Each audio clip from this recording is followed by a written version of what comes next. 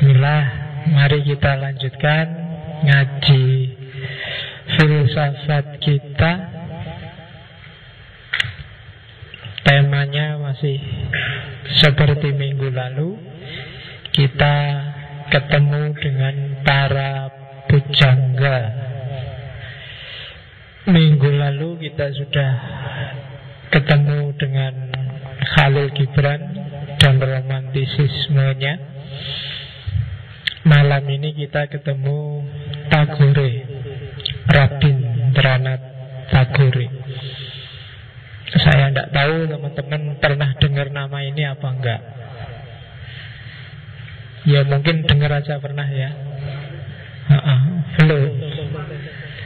Bagi yang aslinya Solo harusnya sudah pernah, karena di Solo itu ada jalan namanya Jalan Rabindranath Tagore. Meskipun di pelang jalannya itu nulisnya agak salah. Jadi harusnya Rabin, bukan. Kalau di sana tulisnya Rabindranath Tagore, kebanyakan R. Rabi itu namanya waktu kecil. Kalau Tagore itu bahasa Bengali. Kalau bahasa India populernya jadi Takur. Takur ya biasanya malah jadi musuh ya Takur itu, nah film-film India. Musuhnya para penjahat. Takur itu artinya pemimpin. Oke, saya menganggap penting untuk kita belajar pikiran-pikirannya para pujangga, karena sejauh yang saya tahu, termasuk di jurusan filsafat sekalipun, nama-nama ini biasanya tidak masuk di kurikulum. Saya tidak tahu ketemunya di mana. Semoga di Fakultas Sastra masuk mungkin. Tapi kalau di Fakultas Sastra kan lebih fokus ke wadahnya, dan filsafat itu isinya. Kalau banyak fokus ke wadahnya, kadang-kadang orang melupakan isinya. Orang berhenti pada keindahan, belum masuk pada maknanya. Maka menurut saya, orang-orang seperti Tagore, Gibran itu ya ada baiknya dimasukkan di kurikulum filsafat. Karena harus diakui kajian-kajian filsafat yang timur itu agak miskin. Itu apalagi yang Indonesia, apalagi yang Jawa. Iya, saya sebenarnya sebelum masuk ke para pujangga itu tidak sengaja saya membuka Jangka Jayabaya, Jongko Joyoboyo. Itu semacam ada insight baru. Kalau biasanya kalian kan hanya melihat wadahnya, tapi saya melihat ada kedalaman yang luar biasa. Yang saya ingat bait pertama. Bait pertama itu bagi saya membidik dengan tepat kondisi kita hari ini. Kalian mungkin masih ingat kan? Yang besok yen wis ana kreta tanpa jaran. Itu kan kalian dengan santai terus diterjemahkan, oh maksudnya mobil. Itu kalian berhenti di wadah kalau hanya menerjemahkan kereta tanpa jaran itu mobil. Kalau kalian mau berpikir agak panjang, kereta tanpa jaran itu bukan mobil, tapi jiwa nafsu yang kehilangan kendali. Kereta tanpa jaran itu kayak karya yang tanpa kesadaran. Karena kesadarannya kereta itu kan harusnya ada di kuda kalau zaman dulu. Kalau nggak ada kudanya ya dia nggak jalan. Hari ini kan luar biasa, banyak sekali karya manusia hari ini tuh sangat produktif tapi tanpa kesadaran. Itu kereta tanpa jalan. Tanah Jawa Kalungan Wesi. Tanah Jawa Kalungan Wesi itu terus biasanya kamu terjemahkan, oh sakti sekali Jayabaya. Bisa tahu besok kalau sepanjang Pulau Jawa ini ada rel. Iya sih, wadahnya bilang gitu. Tapi coba masuk sedikit aja ke dalam. Tanah Jawa Kalungan Wesi itu maksudnya besok manusia-manusia di Nusantara ini akan terbelenggu oleh ambisinya sendiri, oleh hasratnya sendiri, oleh aturan undang-undang ideologi yang dia bikin sendiri. Tanah Jawa Kalungan Wesi. Perahu melaku ing awang-awang. Itu kalian sakti sekali ya, bisa ngerti besok ada pesawat terbang. Enggak, kalau kalian agak mikir panjang dari konteks zaman itu, perahu itu harusnya jalan di laut, di air. Tapi kalau ada perahu melaku ing awang-awang, itu sebenarnya dia mau ngomong bahwa segala sesuatu telah meninggalkan kodratnya yang sejati. Jadi meninggalkan kesejatiannya, meninggalkan kealamihannya. Jadi perahu itu harusnya di laut, dia malah jalan di awang-awang. Kali kelangan kedunge, pemikiran kehilangan kedalamannya. Orang berpikir dangkal, jasad kehilangan rohnya, pasar hilang kumandangi. Masyarakat kehilangan dinamikanya, disuruh berpikir seragam, disuruh jadi kayak robot, pasar hilang kumandangi. Cuma dua kalimat terakhir bagus. Ikut tondo yang arep tekani zaman Jayabaya wis cedak. Akan segera datang zaman Jayabaya. Jangan salah, cara mengartikan Jayabaya itu bukan nama orang, bukan nama. Jaya itu artinya menang. Boyo itu kalau di bahasa Sanskerta artinya ketakutan. Jadi Jayabaya itu adalah akan segera datang orang-orang yang bisa menaklukkan ketakutannya. Jadi itu sebenarnya syair yang sangat optimis. Jadi ketika zaman sudah rusak, maka akan datang para pembaharu, para Jayabaya, mereka yang akan memenangkan pertarungan. Sudah saatnya.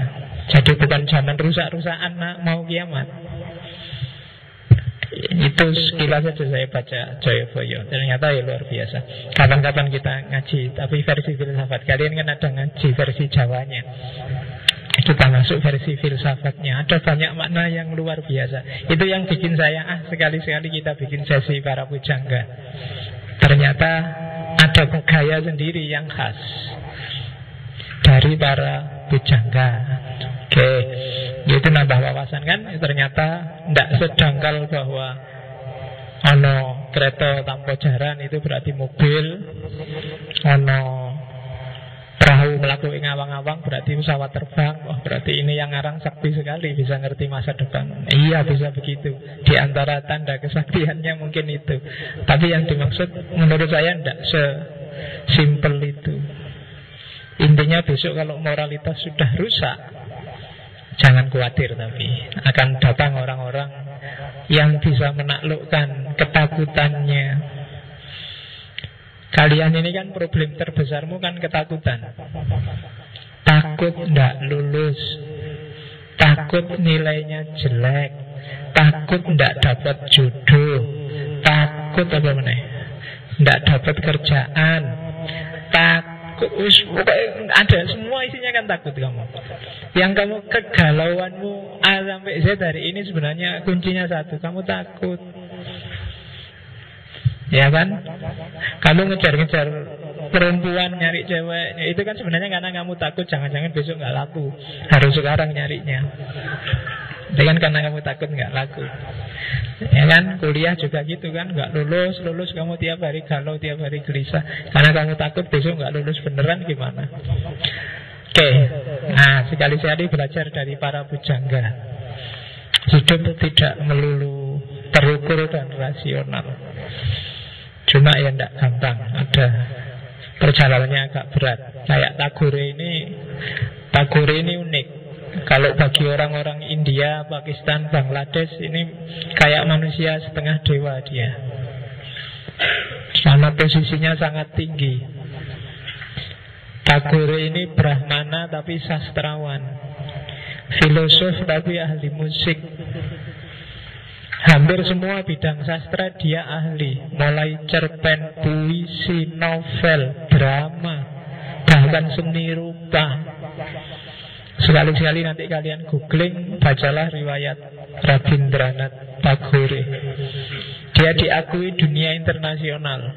Kalau Islam punya Rumi, yang di Amerika ada Rumi Day, di Amerika juga ada Tagore Day, memperingati dahsyatnya orang yang namanya Rabindranath Tagore. Lagu-lagunya dia khas orang India kan, apa-apa selalu ada lagu. Dia ngarang banyak sekali lagu, dan mungkin sepanjang sejarah hanya Tagore inilah yang lagunya dipakai sebagai lagu nasional dua negara sekaligus, India dan Bangladesh.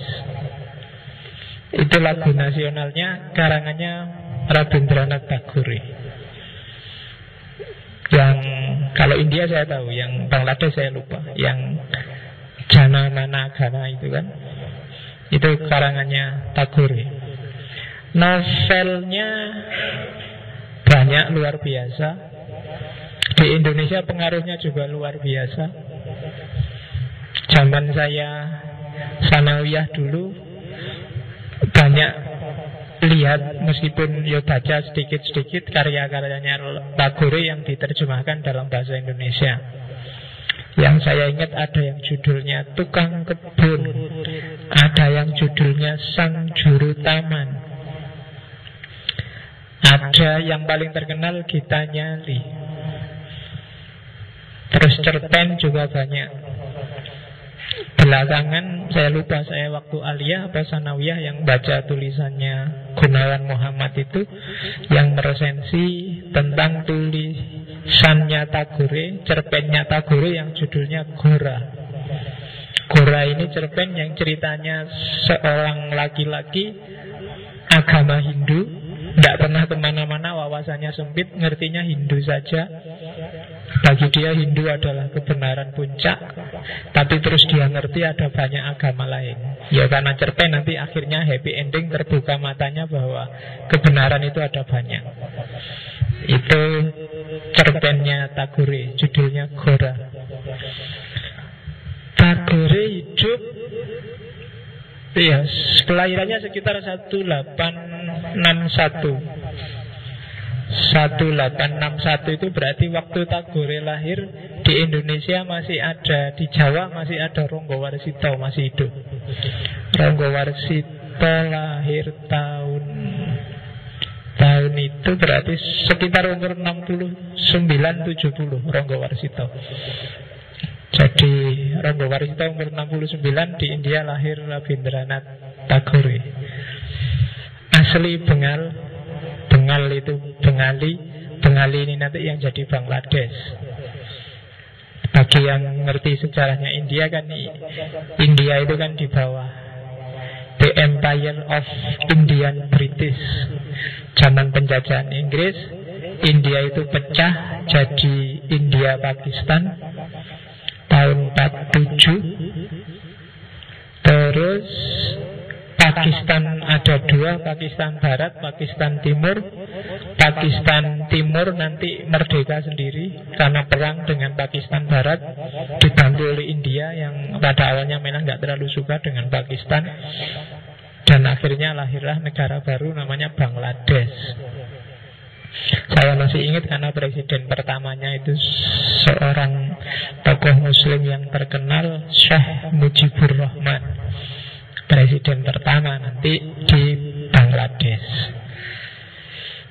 Dan di bawah sebenarnya Empire of Indian British itu masih ada lagi dua negara, yaitu Ceylon.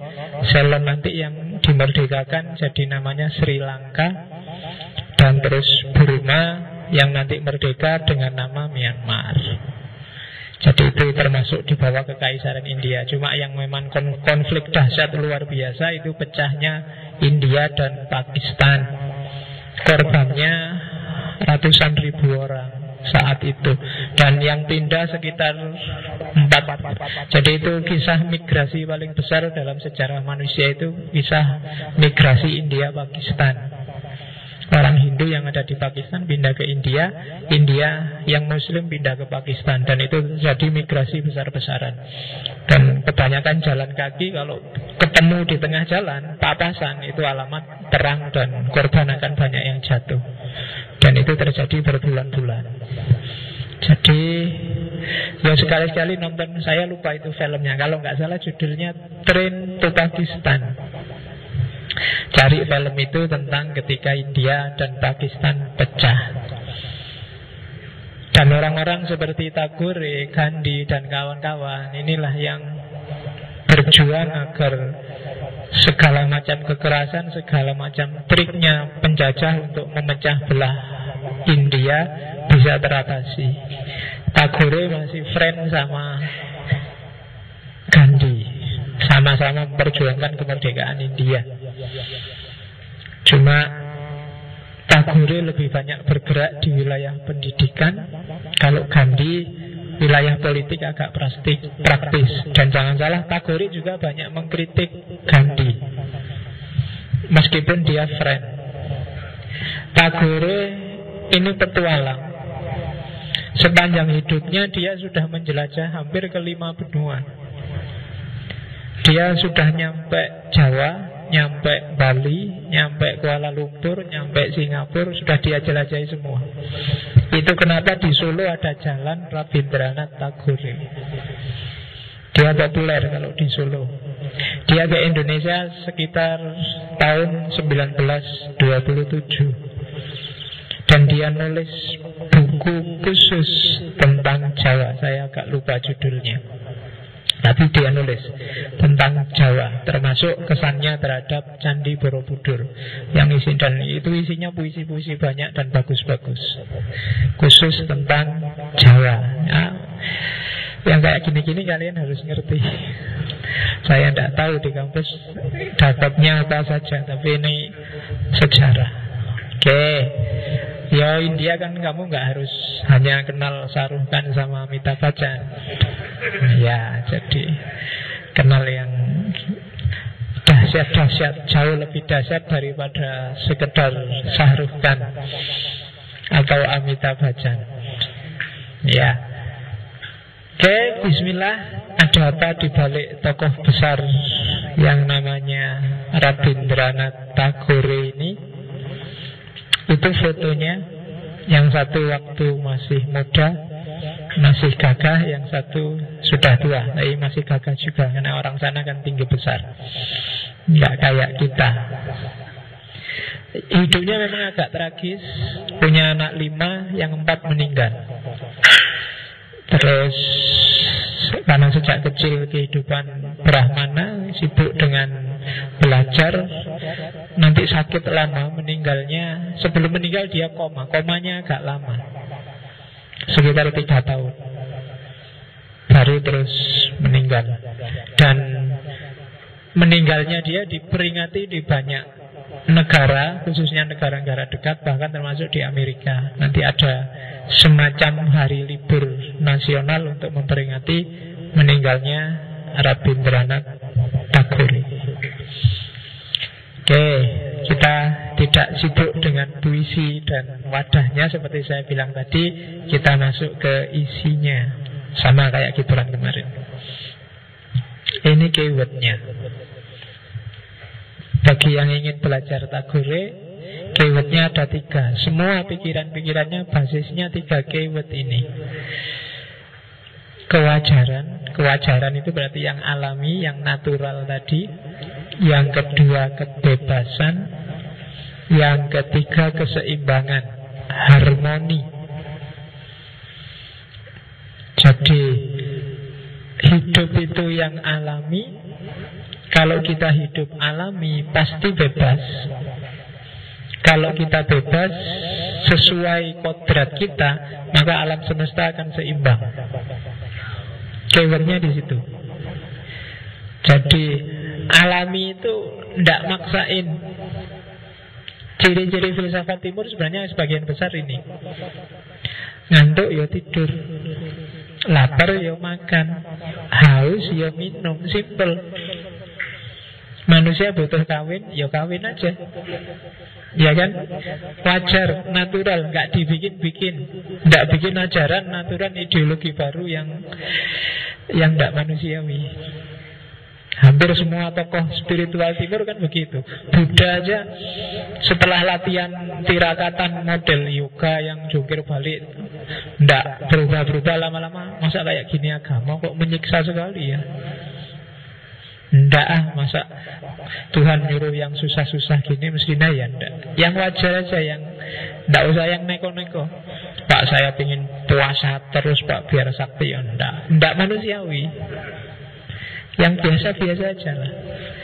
Saya pengen pinter sampai ndak, biasa aja. Ndak harus istimewa kok. Justru manusia itu istimewanya kalau dia biasa jadi manusia. Saya lupa kan kemarin siapa yang mengkritik para sufi Persia itu yang hampir semua wahdatul wujud, fana, bakok, itu kan ada yang mengkritik. Loh, kita di bumi ini disuruh jadi manusia kok malah jadi Tuhan. Enggak, Allah seneng kok kalau kita jadi manusia. Memang Allah yang bikin kita kayak gini nih. Bikin kita yang cowok suka sama cewek. Kan gitu, enggak usah neko-neko. Pak saya pingin sama cowok juga Pak, biar enggak. Iya wes, ojo aneh-aneh. Kemarin ada berita itu kan di Brasil yang cewek sama cewek itu enggak cuma 2-3. Jadi 3 cewek nikah bareng. Nikah bareng itu maksudnya ya 3 ini. Jadi suami istri juga enggak jelas suaminya mana, istrinya mana. Yang lesbian. Dan itu disahkan karena di Brasil boleh nikah sesama jenis. Ya, tidak wajar. Jadi kalau tidak alami gitu ya nanti dampaknya kita sendiri yang susah. Alamnya jadi nggak seimbang. Jadi kita itu bebas, mau apa aja boleh, tapi yang alamiah, yang wajar saja. Begitu kita tidak wajar, harmoni alam semesta akan rusak. Gitu. Manusia ya ambil peran jadi manusia. Jangan ambil perannya binatang, jangan ambil perannya pohon, jangan ambil perannya angin, jangan ambil perannya matahari. Jadilah manusia itu aja. Jadi yang wajar, tidak neko-neko dan bebas. Biasanya yang bikin tidak wajar itu ketika kebebasan dibelenggu, terlalu banyak aturan. Tidak boleh gini, tidak boleh gitu, itu rusak biasanya. Jadi dalam hidup kalau ikut Tagore pakai prinsip ini, bebas, wajar, dan seimbang. Kalian akan sehat lahir dan batin. Sekecil apapun ritme hidup alamimu kamu rusak, nanti kalian akan rasakan sendiri. Makan telat, ya akhirnya sakit. Ya kan, padahal alami itu ya lapar ya makan. Kalau Nabi malah rumusnya sebelum kenyang berhentilah. Karena begitu kenyang itu alamat di perutmu nggak ada space lagi. Kalau nggak ada space ya jatahnya nafas sudah ada, jatahnya yang lain tidak ada. Padahal ini harus, makanya sebelum terasa kenyang lebih baik berhenti. Cuma ya kalau makan di warung eman-eman ya bayar ya. Iya, mana mata ini sudah bayar mahal-mahal, masa wah ini mau kenyang berhenti ya. Oke, ya mana-mana ya berarti dihabiskan aja. Wajar-wajar aja, mikirnya tidak usah terlalu berat. Iya, tidak usah jelimet-jelimet, pokoknya biasa aja. Oke, kewajaran, kebebasan, keseimbangan. Terus filsafatnya Tagore basisnya ada 5. Kalau kalian mau sebut alirannya apa sih? Bagi saya kok 5-4. Yang pertama, dia seorang spiritualis pasti. Yang kedua, dia seorang humanis. Yang ketiga, dia seorang idealis, dan yang keempat sekaligus dia seorang naturalis.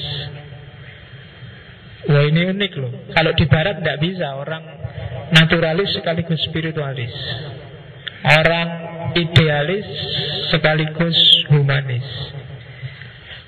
Tapi di timur tidak masalah. Jadi kalau di barat itu kan dipisah tegas. Ini idealisme, ini realisme.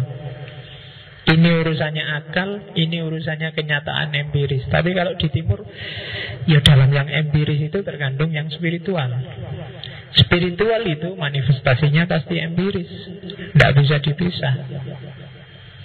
Manusia itu fisik, di balik yang fisik ada yang rohani. Rohani dan fisik itu dua hal dari satu mata uang. Sama sebenarnya. Kalau tidak ada fisiknya nggak bisa disebut manusia, nggak ada spiritualnya juga tidak bisa.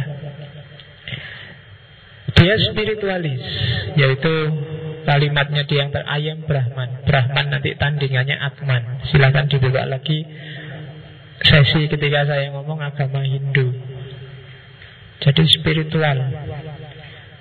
Sebagaimana jasadmu bisa matang secara fisik, spiritualmu sebenarnya juga bisa memuncak. Kalau tiap hari fisikmu kamu kasih makan biar sehat, spiritual jiwamu, rohanimu juga butuh makan biar sehat. Seperti juga akalmu butuh juga asupan gizi. Kalau kamu biarkan nggak dikasih makan, seperti tubuhmu yang jatuh sakit, pingsan, mati, akal juga begitu. Rohani juga begitu, spiritualitas juga begitu. Dia juga bisa sakit, bisa mati. Akal juga bisa sakit, bisa mati. Ya akal sakit itu kan tiap hari kalian bilang, wow rawaras ini. Nah, itu berarti akalnya sakit. Karena tidak pernah latihan belajar berpikir yang jernih. Maka dia tidak terlatih. Cara berpikirnya gagap. Kalau fisik yang gagap mulutnya, tapi berpikir gagap itu mikirnya loncat-loncat, tidak jelas. Kalau diomongkan orang tidak paham. Nah itu perlu latihan mikir. Kalau kalian merasa Pak saya kok loncat-loncat, kok ngomong tidak jelas, katanya teman-teman tulisanku ini karepe opo itu, nah berarti kalian harus latihan mikir. Spiritualitas juga begitu. Kalau hubunganmu sama Tuhan, waktu sholat, waktu puasa kok tidak menyuburkan spiritualitasmu, tidak ada rasanya, hambar, itu alamat spiritualitasmu kurang gizi. Ya kan? Hubunganmu sama Tuhan formalitas, perlu dikasih gizi. Ya kamu sendiri yang tahu gizinya apa Pak. Tanyakan dirimu sendiri. Jadi katanya Tagore, manusia harus mencapai puncak spiritualitasnya. Yang kedua humanis. Humanis itu sederhananya ya kayak yang alamiah tadi, memanusiakan manusia, bikin kita jadi manusia. Wong kita sudah manusia, tapi kita harus belajar dulu jadi manusia yang benar. Itu humanisme versi timur. Nanti humanisme versi barat ada manifesto humanisme yang diinisiasi oleh oleh Karl Marx dan kawan-kawan. Urusannya beda sama humanisme timur. Kalau di timur jargonnya simpel, memanusiakan manusia. Jadi sebelum kalian bergaya jadi Tuhan, menghakimi orang, atau sebelum kalian gaya kayak binatang, ambisius, agresif, atau bergaya kayak tumbuhan, males, santai, sakarepe dhewe, atau bergaya kayak setan, coba latihan jadi manusia. Jadi manusia aja belum bisa, masa mau jadi Tuhan? Kan banyak sekarang yang acting jadi Tuhan. Janganlah, latihan jadi manusia aja. Jadi manusia itu yang bagus gimana sih? Yang natural gimana sih? Yang normal manusia itu gimana sih? Belajarlah. Dan itu gak gampang loh. Iya kan? Karena manusia itu makhluk yang paling kompleks. Menjadi manusia berarti kamu kadang harus latihan jadi benda, kadang harus latihan jadi tumbuhan, kadang harus latihan jadi hewan, kadang harus latihan jadi iblis, kadang harus latihan jadi malaikat. Kadang manusia kan kompleks, asal tahu kapan menggunakannya. Jadi humanis. Dan itu yang ada di hampir semua tulisan dan puisinya Tagore. Setelah humanisme, ini sudah tidak kelihatan ya, sudah tua ternyata. Ya, idealis. Idealis ini yang oleh Barat mulai ditinggalkan. Jadi hidup itu kalau di Barat lebih suka eksistensialis, mementingkan fakta, ekspresi nyata, baru terus dari situ diambil rohnya. Tapi kalau di Timur lebih suka berangkat dari dalam baru keluar, membereskan spiritualitas, batinnya beres dulu baru diekspresikan keluar. Kalau Barat eksistensinya dulu. Sudahlah melakukan yang baik dulu, nanti batinnya akan tertata sendiri. Itu bedanya eksistensialis sama idealis. Kalau orang idealis diurusi dalamnya dulu, gimana perilaku yang baik, sikap yang baik, mental yang sehat dan seterusnya, baru terus silahkan hidup yang baik. Tapi kalau eksistensialis, hiduplah yang baik dulu. Kalau kamu sudah hidup yang baik, nanti akan terbentuk mentalitas yang baik. Nah itu kebalikannya. Dua-duanya sama-sama bagus, cuma beda jalan aja. Hanya saja versi eksistensialis itu agak panjang karena tidak semua perilaku yang baik itu imbasnya ke dalam. Kalau yang belajar Habermas pasti ngerti kan, tindakan manusia itu ada tindakan teleologis, normatif, ada tindakan komunikatif, ada tindakan dramaturgis. Kalau yang teleologis, saya haus maka saya minum, simple. Pengaruhnya ke dalam juga tidak terlalu dalam. Normatif, tindakan normatif itu kamu sholat. Kenapa kamu sholat? Diperintah oleh ustadz. Ikut isinya Al-Quran, itu normatif. Asarnya ke dalam juga tidak banyak. Atau yang ketiga, komunikatif. Ini tindakan negosiasi. Enaknya kita ngaji malam Kamis saja ya. Ya Pak, sepakat. Itu sebenarnya tindakan komunikatif. Asarnya ke dalam juga agak formalitas. Yang terakhir apalagi dramaturgis, action. Sebenarnya kamu nggak ingin begitu. Biasanya kamu sholatnya mesti telat. Kalau sholat pakai celana jin, pakai kaos cukup. Tapi begitu pulang kampung, dengaratan kamu ke masjid pakai sarung, pakai kopiah, baju koko, bawa sajadah. Terus bapakmu senang, alhamdulillah anakku. Padahal kamu sedang action aja. Ya, bahasa sekarang pencitraan, itu drama. Dramaturgi, asarnya ke dalam pasti nggak ada. Kalau pakai Habermas, susah loh kamu membangun mentalmu hanya dengan 4 tindakan itu. Padahal tindakan kita hanya 4 itu. Yang lain nggak ada. Jadi versi Habermas nggak bisa eksistensialis. Nah, maka kalau dari Timur digarap batinnya dulu, biar tidak pencitraan. Batinnya beres dulu, baru fisiknya digarap. Itu gaya Timur. Yang terakhir, Gibran adalah seorang naturalis. Cara berpikirnya mirip sama kelompok romantik. Back to nature, kembali ke alam. Hampir semua nanti para pujangga maunya kembali ke alam. Jangan dirusak ritmenya, iramanya. Jangan bikin perahu yang bisa jalan-jalan di awan. Karena perahu itu jalannya di air. Jadi naturalisme berarti kembali ke alam. Yang alami-alami aja deh. Meskipun menerjemahkannya nggak kayak era romantisisme zaman Gibran kemarin. Kalau zaman Gibran kemarin kan orang itu yang alami ya nggak pakai baju. Maka terus gambari kan orang, kadang-kadang banyak orang telanjang, inilah aslinya manusia. Ya enggak gitu. Yang wajar-wajar saja. Kalau kamu tidak pakai baju keluar kan malu toh. Iya Pak, ya kalau gitu pakailah baju. Kan simpel aja. Berarti pakai baju itu natural. Kalau telanjang itu natural, harusnya orang itu risih pakai baju. Tapi kan enggak. Lebih nyaman pakai baju daripada enggak pakai baju. Kenapa sih harus pakai baju? Ya biar asetmu yang berharga itu kan terlindungi. Loh iya kan, intinya kan itu. Kenapa harus dulu? Karena kalau nggak kamu tutup, bukan urusan hilang, dia nggak jadi berharga. Loh iya kan. Coba orang nggak pakai baju semua, kamu lihat itu juga nggak kaget, biasa aja kayak gitu. Di mana-mana juga lihat kan gitu. Yang menarik itu kan karena ditutup itu. Iya. Kalau sudah dibuka ya selesai. Alah, ternyata kayak gitu aja kok, kan gitu. Iya, tidak menarik. Yang menarik itu ditutup. Kok kayak gimana ya kira-kira isinya, kan gitu kamu. Tapi kalau sudah dibuka ya sudah jelas gambarnya. Sudah tidak menarik.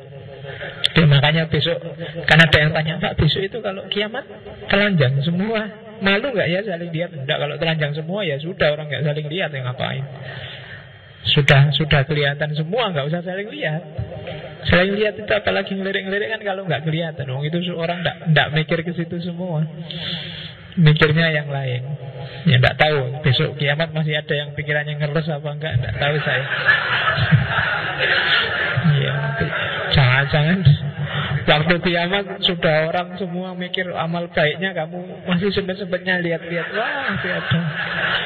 Iya. Iya. Jangan-jangan nanti malaikatnya cekikian lihat kamu. Lihat itu lucu gitu. Iya. Nanti Gusti Allah juga ketawa.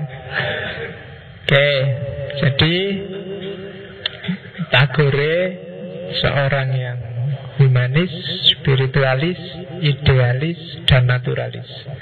Kombinasi yang menyatukan sejarah filsafat dari klasik sampai modern jadi satu. Dan itu agak susah nyari padanannya. Kita masuk satu-satu ya.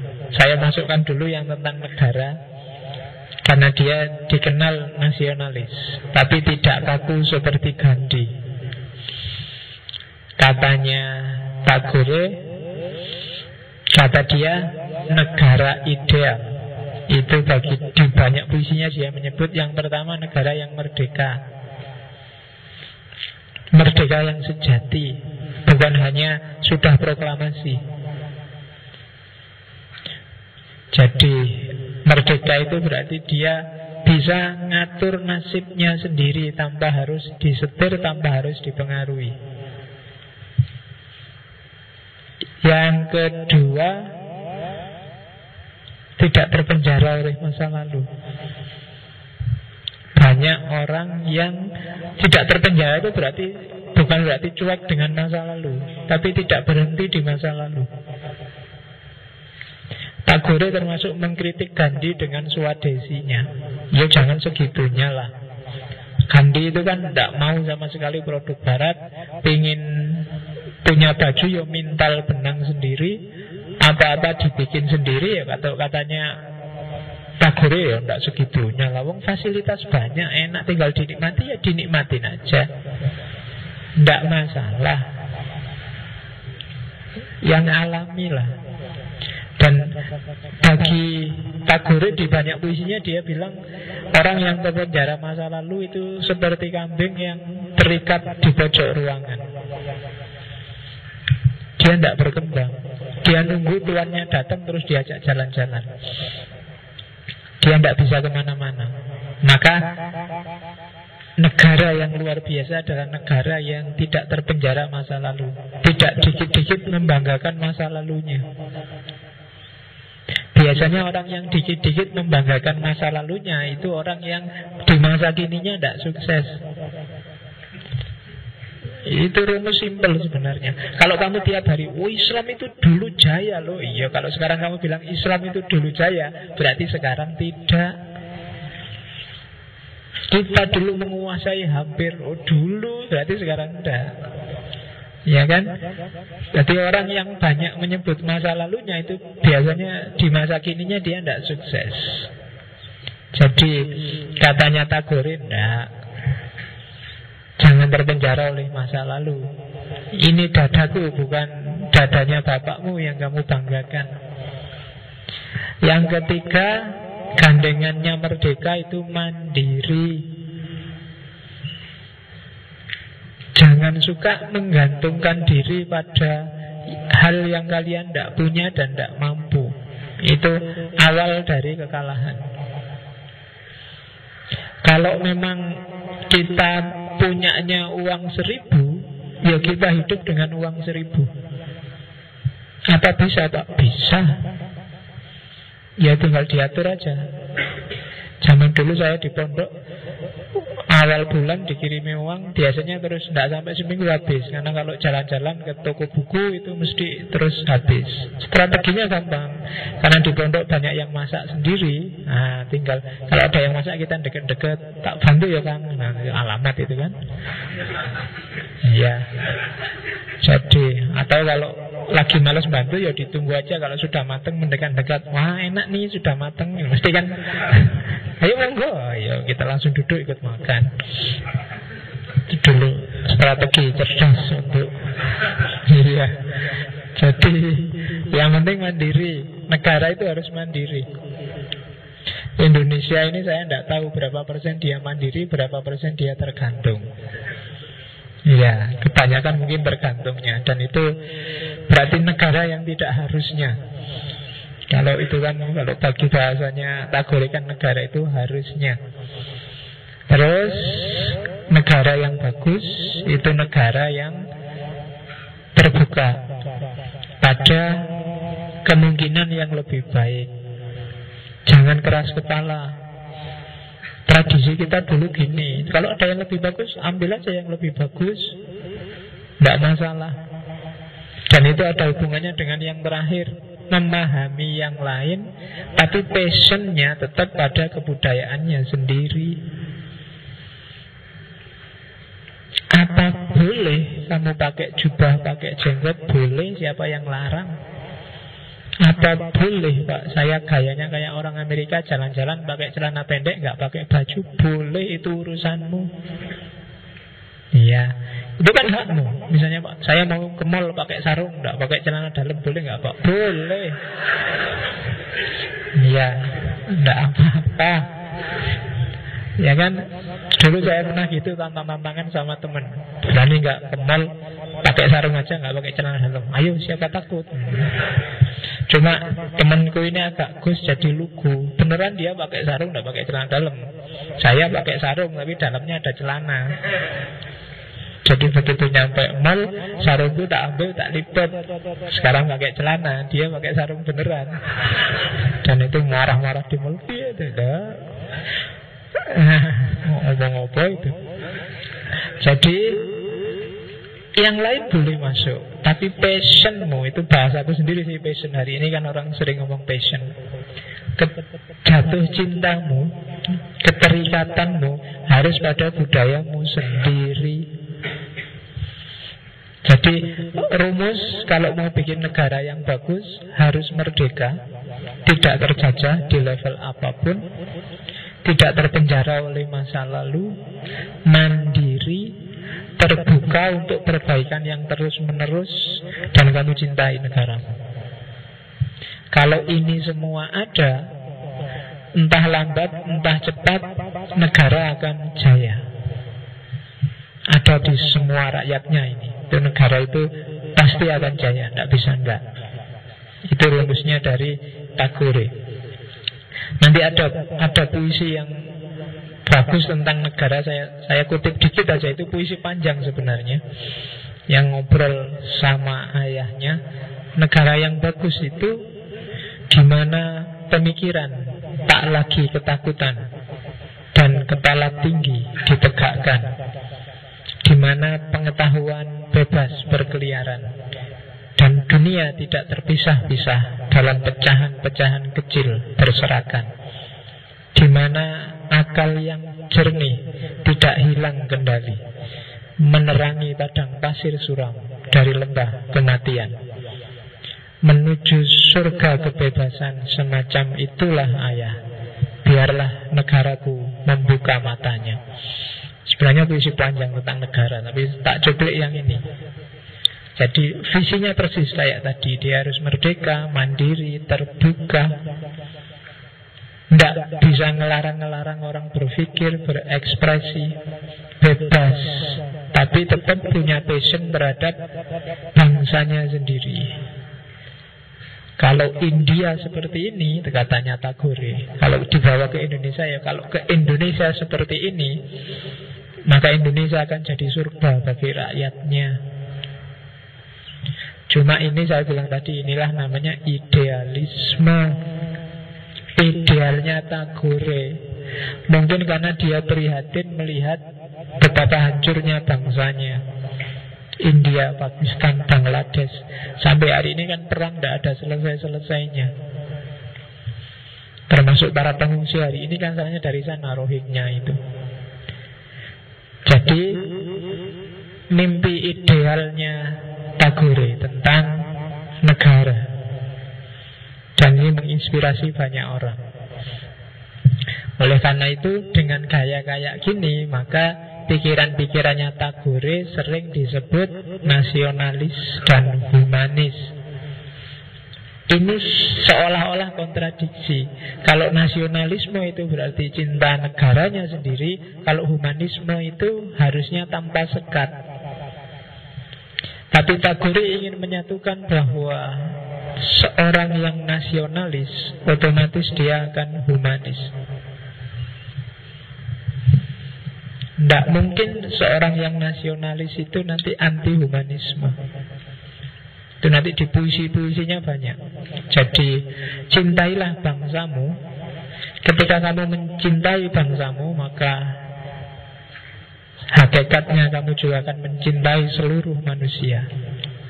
Dalam sejarah, Tagore adalah sastrawan pertama yang mendapatkan Nobel sekitar 1913. Dia juga pernah dapat gelar knighthood. Harusnya dia pakai Sir, tapi gelar itu dikembalikan tahun 1919 setelah Inggris membantai rakyat. Ada satu kota namanya Amritsar. Itu ratusan orang tewas di sana dan oleh Tagore dikembalikan. Jadi Tagore ini saya bilang tadi orangnya natural. Dapat hadiah meskipun yang ngasih Barat, dia terima karena dia lihat, oh itu tidak melihat apa-apa, cuma melihat karya sebagai seorang sastrawan, ya diterima. Tapi begitu lihat yang ngasih ini kok jahat, ya dikembalikan lagi. Jadi tidak rumit-rumit. Wah itu yang ngasih Barat, saya kan tidak Barat, saya Timur, tidak usah, nggak Nobel-Nobelan, kan ada yang kayak gitu, dikembalikan. Tapi oleh Tagore, kok ada orang mau ngasih biar seneng, ya diterima. Tapi kok setelah ngasih malah bantai, ya dikembalikan lagi. Jadi tidak harus dipikirin jelimet. Jadi Tagore nasionalismenya luar biasa. Termasuk dia mengkritik Swadesinya Gandhi. Saya bilang tadi, Gandhi itu kan maunya orang memenuhi hidupnya sendiri, tapi gaya kuno. Harus pakai baju memintal benangnya sendiri. Sementara ya kalau bajunya kayak yang dipakai Gandhi, gampang, cuma dikelawer-kelawerkan itu selesai. Nah kalau baju yang dipakai orang-orang, pakai alat tintal lama, ya pontang-panting. Harus pakai mesin jahit yang modern. Jangan anti-sains, meskipun harus membebaskan diri dari penjajahannya Barat. Jadi ya itu tadi, dia naturalis meskipun idealis. Itu cirinya Tagore. Nah, ini yang monumental dari Tagore, Santiniketan. Saya tidak tahu kalian pernah dengar apa enggak. Jangan salah, pengaruhnya Santiniketan ini luar biasa. Taman siswa yang didirikan oleh Ki Hajar Dewantara itu inspirasinya dari Santiniketan, sekolah alam yang sekarang ada di Jakarta, di Parung, di Bogor, di Bandung, di Surabaya. Itu sebenarnya jiplak gaya Santiniketan. Jadi katanya Tagore, perjuangan pertama untuk merdeka itu jalurnya harus pendidikan, bukan perang. Semakin orang cerdas, semakin dia susah untuk dikuasai. Dan Santiniketan juga merupakan reaksi terhadap Inggris saat itu. Inggris bikin sekolah, sama persis kayak Belanda di sini bikin sekolah. Tapi sekolah-sekolah di tanah jajahan itu kan bukan sekolah yang untuk nyari ilmu, bukan sekolah yang untuk meningkatkan martabat orang lokal. Tapi sekolah itu dibikin untuk memenuhi kebutuhan kolonialisme. Di Indonesia, Belanda itu bikin sekolah HIS, MULO, dan lain-lain. Itu tujuannya kan biar dia dapat pegawai yang murah dan gratis bahkan. Orang-orang pinter nanti begitu lulus diangkat jadi pegawai untuk ngurusi wilayah jajahannya Belanda. Itu sehingga mentalitasnya orang sekolah zaman Belanda itu mentalitas pegawai. Pokoknya lulus nanti akan jadi pegawai. Jadi kalau kalian sekarang cita-citamu adalah jadi pegawai, PNS itu mentalmu mental penjajah. Kamu adalah korban penjajahan. Jadi dulu orang cita-cita, dan banyak orang yang tidak mau. Meskipun ikut sekolah, yang dijadiin pegawai banyak yang tidak mau. Saya ada beberapa keluarga yang daripada jadi pegawai milih dagang, dan sampai sekarang kaya karena dagang, bukan karena jadi pegawai. Cuma sekarang kan cita-cita mungkin hampir 90% yang di sini kan seandainya besok lulus terus jadi PNS apalagi dosen, enak mesti kan gitu. Mimpimu kan mimpi pegawai. Padahal kalau kamu nggak percaya coba tanyain pegawai negeri, mulai guru, karyawan sampai dosen itu, cari yang nggak mengeluh. Hampir semua mengeluh. Lah kok kamu mau-maunya pengen jadi pegawai? Semuanya mengeluh kok. Cuma ya memang di Indonesia hari ini kan profesi apa sih yang tidak ngeluh? Presidennya mengeluh, DPR-nya mengeluh, dosennya mengeluh, mahasiswanya apalagi mengeluh. Jadi ya sak negara itu isinya mengeluh semua. Gusti Allah mesti judek mikir. Dikasih nikmat luar biasa, nggak ada yang bersyukur, semuanya sambat. Oke, Santiniketan didirikan untuk mendidik rakyat India, mulai kasta yang paling bawah. Dan ini antitesis terhadap sekolah-sekolah formal. Gayanya persis sekolah alam. Sekolahnya di luar, di bawah pohon. Kurikulumnya kurikulum praktis, life skill, kepribadian, dan yang sejenis itu. Tidak jelimet-jelimet. Untuk kebutuhan kehidupan. Terus Santiniketan. Beberapa penyair Indonesia alumni sana. Yang saya tahu alumni sana itu Sanusi Pane. Pernah belajar ke sana. Sekarang Santiniketan itu jadi universitas, namanya Viswa Bharati. Jadi Universitas Viswa Bharati. Kalau ada yang mau ngambil beasiswa boleh ke sana. Ini tinggalannya Tagore.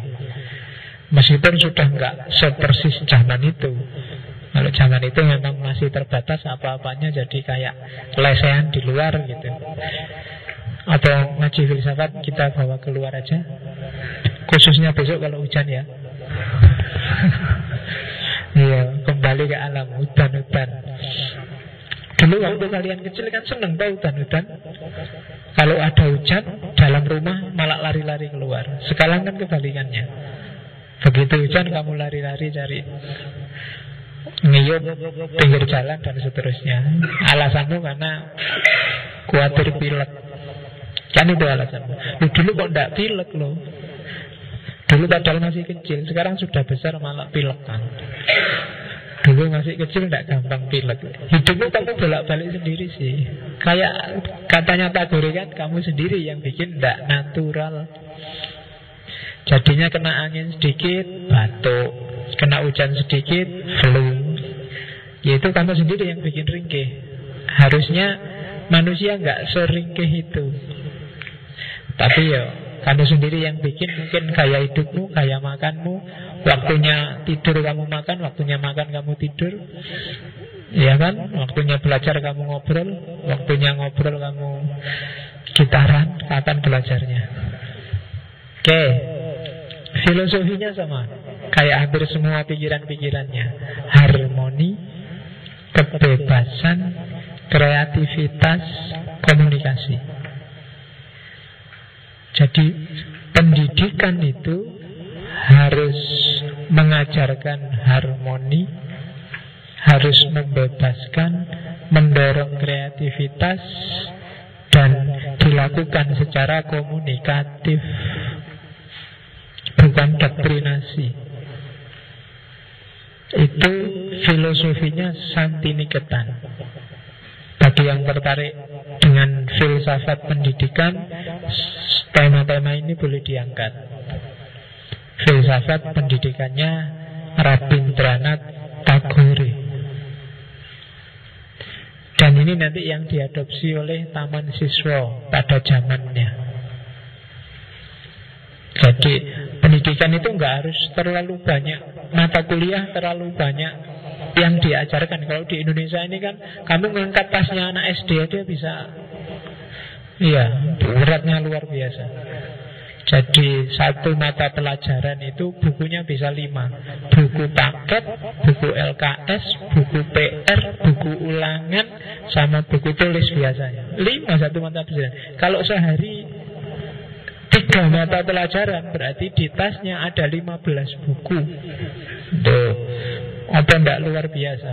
Yang kuliah aja buku tulis enggak punya.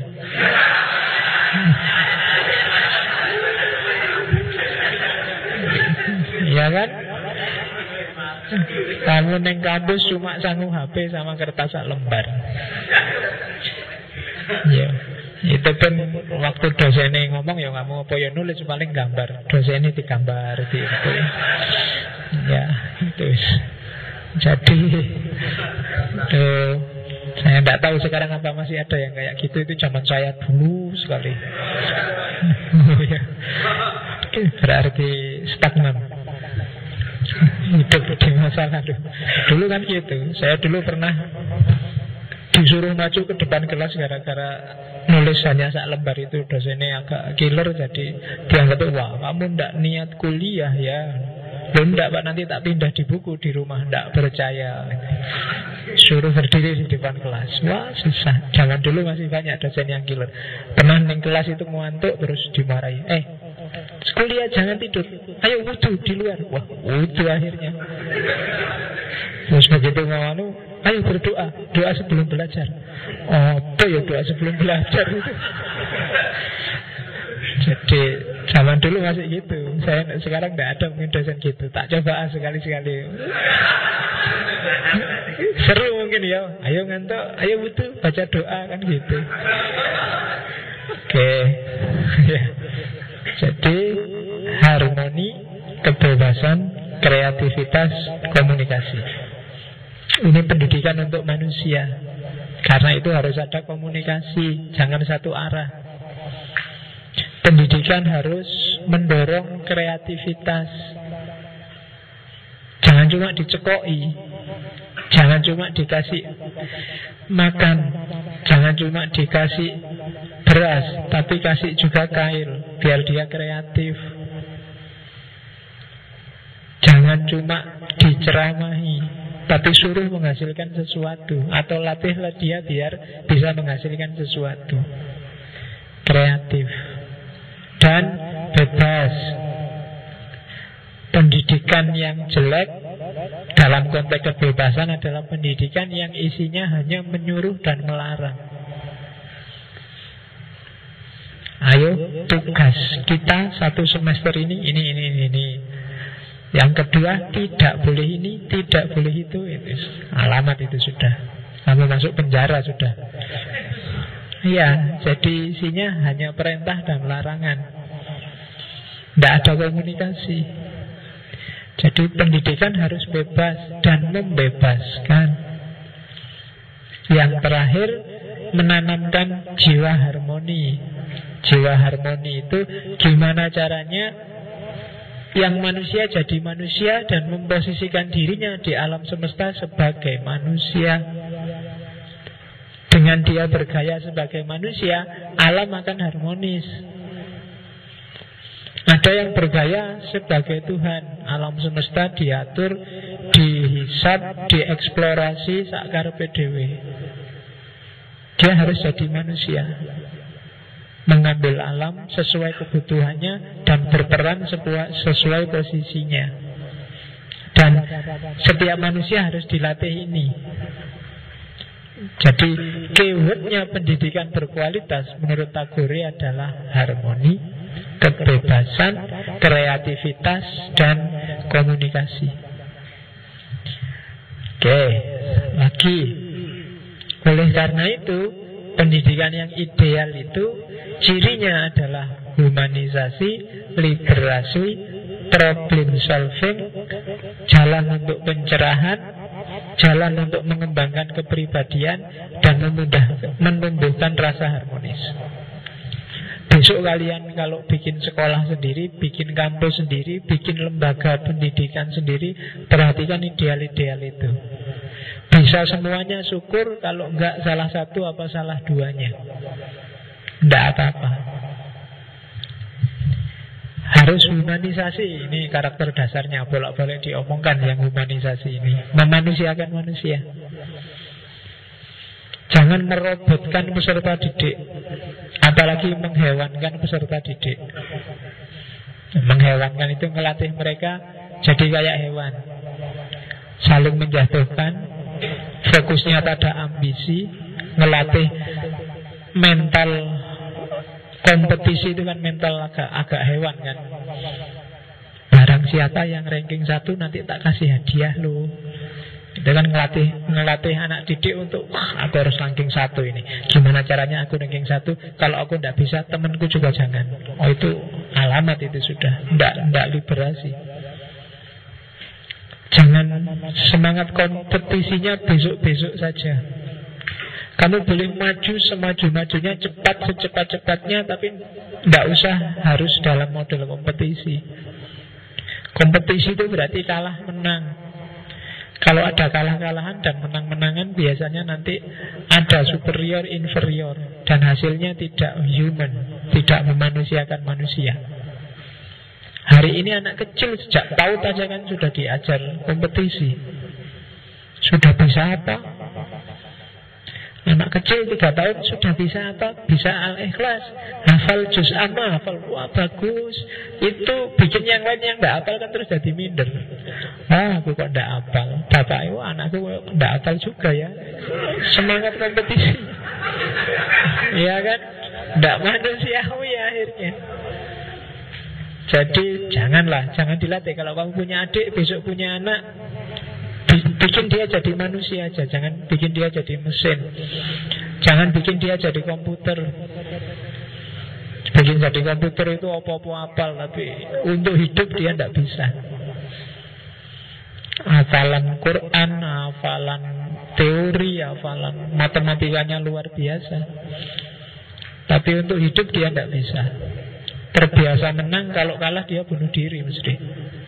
Tidak terbiasa kalah. Makanya lahirnya teori emotional quotient Daniel Goleman itu kan karena ada mahasiswa yang pinternya luar biasa, nilainya selalu A. Suatu ketika ada satu dosen yang ngasih dia nilai amin, dan dia nggak terima. Dia merasa nilainya harus A. Terus dia pulang ke rumah, ngambil pistolnya bapaknya, kembali ke sekolah, gurunya ditembak. Ya kan? Nggak terbiasa kalah. Kalau kamu kan nggak sudah terbiasa E, terbiasa D, jadi iya, jadi ya siapa dapat nilai D ya siapa. Saya malah kaget Pak kalau dapat A itu. Iya, yang lain komplain dapat E, kamu kaget dapat A. Nanti dosennya ditanya, Pak kok saya bisa dapat A Pak? Mesti gitu. Nanti dosen, oh iya lupa, harusnya kamu nggak A, malah A, tidak apa-apa lah. Oke, humanisasi dan liberasi. Apa sih tujuannya liberasi itu? Karena yang hakikatnya ilmu itu kan untuk kesadaran diri, menyadari manusia baik dalam posisinya sebagai individu maupun sebagai anggota masyarakat. Dan satu-satunya jalan agar orang bisa sadar itu biarkan dia berpikir sendiri tentang dirinya. Karena setiap pribadi itu unik. Jangan dikasih teori untuk memahami diri setiap orang. Tak kasih tahu ya, dirimu itu kayak gini, tidak bisa. Yang bisa ngerti dirimu itu dirimu sendiri. Maka liberasi, bebaskan besok anak didikmu untuk mikir sendiri, untuk menjawab pertanyaan siapa aku. Tidak harus dikepung dengan banyak teori dulu, biarkan dia mikir. Jadi pendidikan yang membebaskan. Kenapa begitu? Biar dia tidak teralinasi, tidak terasing. Yang ada di kepalamu selama ini, kapan orang baik, kapan orang kacau, kapan orang rusak, itu kan teori semua. Hubungannya sama hidupmu kan nggak jelas. Maka kalau model Tagore, bebaskan orang berpikir sendiri tentang dirinya. Man arafa nafsahu faqad arafa rabbahu. Itu rumus subjektif. Setiap orang silahkan mikir sendiri-sendiri, nafasnya masing-masing. Tidak bisa kamu yang pintar aja yang mikir aku manut. Tidak bisa. Karena setiap diri itu unik. Jadi prinsip kedua pendidikan itu harus liberasi. Yang ketiga, kalau bisa, ilmu apapun itu konteksnya problem solving. Jangan berhenti di buku. Kamu punya ilmu itu kan senjata untuk hidup secara nyata. Teorimu yang numpuk-numpuk itu harusnya untuk mengatasi problem real kehidupanmu, problem solving. Kita sudah ngaji filsafat mungkin sudah hampir 100-an kali pertemuan. Lah itu gunakan. Mana yang pas untuk hidupmu, pakai aja. Pakailah itu untuk problem solving, menyelesaikan problem-problemmu. Kalau nggak bisa, itu alamat sia-sia kamu belajar tiap malam kesini. Ngapain? Mending nonton sinetron. Sekarang saatnya stand up comedy. Iya, biasanya nonton TV, sekarang enggak. Ya kan, kamu bela-belain kesini kan kamu pengen dapat sesuatu. Enggak masalah dapat sesuatunya, kalau sudah dapat dipakai enggak. Kalau enggak dipakai mubadir. Dan mubadir itu temannya setan. Ngapain kamu ilmu yang mubadir? Ilmu itu kan besok dituntut pertanggungjawabannya. Kamu dikasih Allah kesempatan ngerti ilmunya Tagore, kamu pakai buat apa? Kan gitu nanti hisabnya.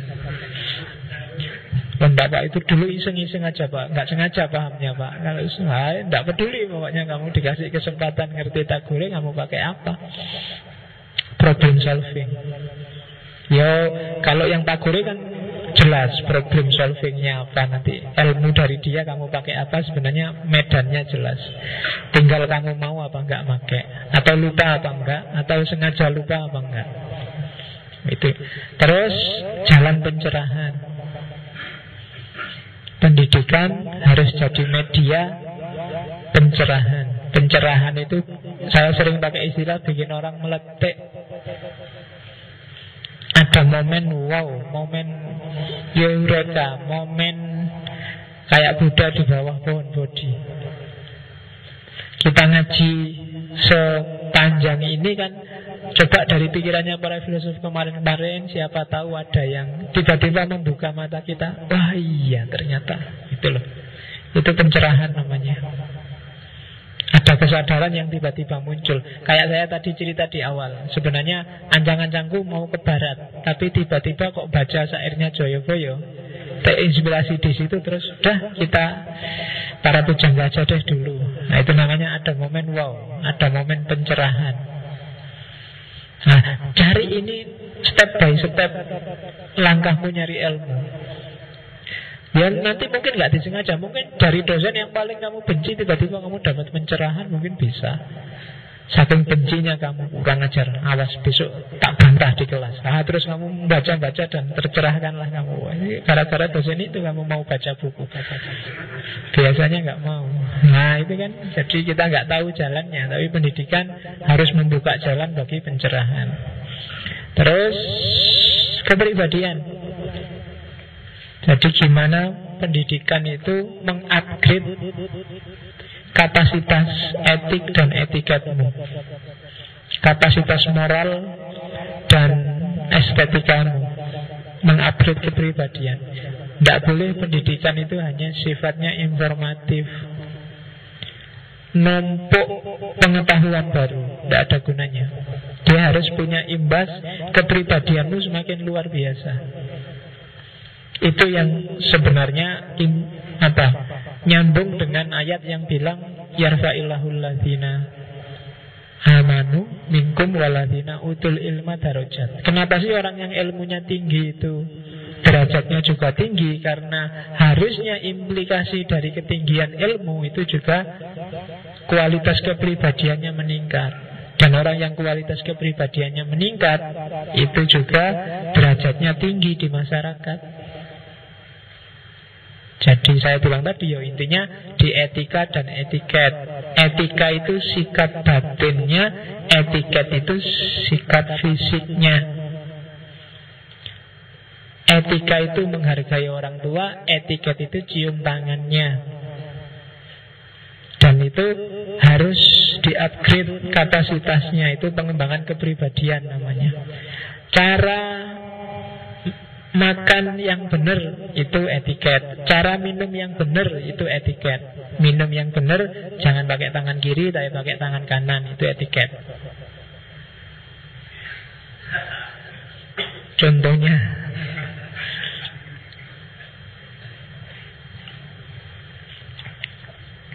terus yang terakhir, menumbuhkan rasa harmoni dengan alam semesta. Tentang Tuhan, saya mungkin kapan-kapan kita bahas agak dalam. Tak kasih satu slide aja. Pandangan-pandangannya Tagore tentang Tuhan itu agak khas. Yang jelas dia Hindu. Dan konsepnya Tuhan Hindu itu kan, Tuhan itu Satyam, Shivam, Anandam, Sundaram. Itu bahasa India semua. Tuhan itu kebenaran, kesucian, kebahagiaan, keindahan.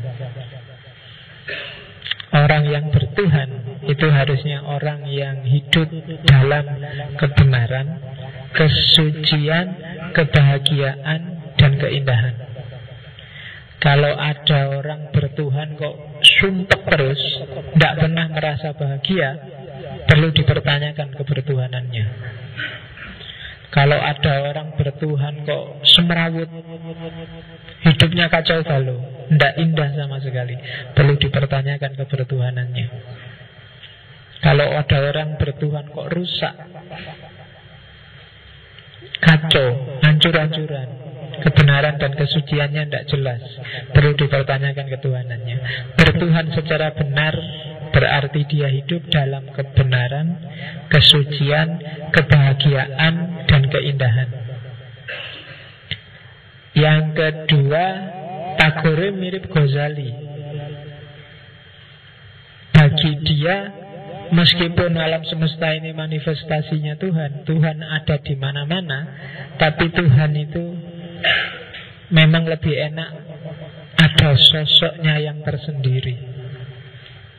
Bukan kayak hantu yang gaib yang ada di mana-mana, tapi dia ada Tuhannya. Kalau ada sosoknya tersendiri kan kita bisa ngobrol, kita bisa komunikasi, bisa berakrab ria. Kita bisa, gimana nih Tuhan? Katanya Maha Penyayang, saya kok susah terus ini. Nah, enak diajak ngobrol, tapi Tuhan kayak sufi yang wahdatul wujud itu kan tidak bisa, Tuhannya ada di dalam. Ngobrolnya gimana ini? Ngobrol sama Tuhan, lah saya sendiri Tuhan. Nah, kalau Tagore enggak, Tuhan itu enak. Meskipun dia enggak metafisikal seperti rumit seperti dijelaskan para filosof, enak ada sosoknya. Bisa diajak ngobrol, bisa diajak komunikasi, bisa jadi friend, bisa kita datangkan, bisa kan gitu. Kalau para sufi yang wahdatul wujud kan tidak bisa. Ya teh ini Tuhan yang susah. Ya laptop ini ada Tuhannya. Ya diri kita ada Tuhannya. Tidak enak. Gimana cara ngajak ngobrolnya? Gimana kita bisa akrab, kita bisa berkomunikasi, bisa berdialog, bisa mengeluh, bisa berdoa, kan gitu. Untuk bisa kita berdoa, mengeluh, kemudian minta sesuatu, ngobrol, curhat, itu enaknya ada sosoknya tersendiri. Justru dari situlah sebenarnya gagasan ketuhanan itu muncul, katanya Tagore. Kalau Tuhan sangat abstrak, sangat metafisik, susah kita menangkap keberadaan Tuhan. Anggap aja memang ada Tuhan yang sosoknya tersendiri, yang dialah yang mengabulkan semua permintaan kita, yang maha mendengar, jadi siap kita curhati anytime, yang maha melihat, jadi kita hidupnya hati-hati, dia lihat kita terus, lebih enak. Kalau kamu sumpek dengan bilang, ya Tuhan, masa tidak bisa, katanya maha kuasa, mbok saya dibikin seneng dikit lah, gimana kayak caranya, nah, enak toh. Bisa diajak ngobrol. Nah, ya, katanya maha penyayang, mbok saya dikasih pacar lah, satu aja tidak apa-apa, buat latihan lah, biar tahu rasanya. Tega sekali yang lain punya pacar, saya nggak dikasih-kasih. Ya, kan enak tuh ajak ngobrol. Jangan sentimen dong, mentang-mentang gitu enak.